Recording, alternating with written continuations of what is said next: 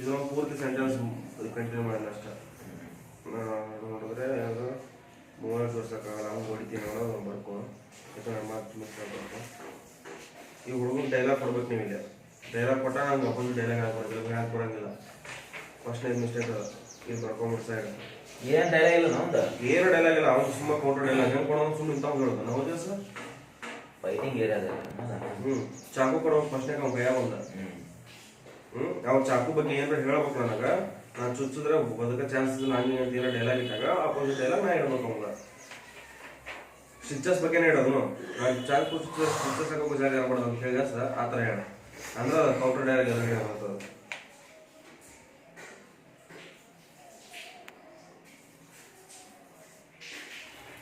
ನಾಯಕ ಇದೆ ಯಾಕೆ ಸರ್ ನೋಡಿದ್ರೆ ಪೊಲೀಸ್ ಇದ್ರಲ್ಲೇ ಇದೆ.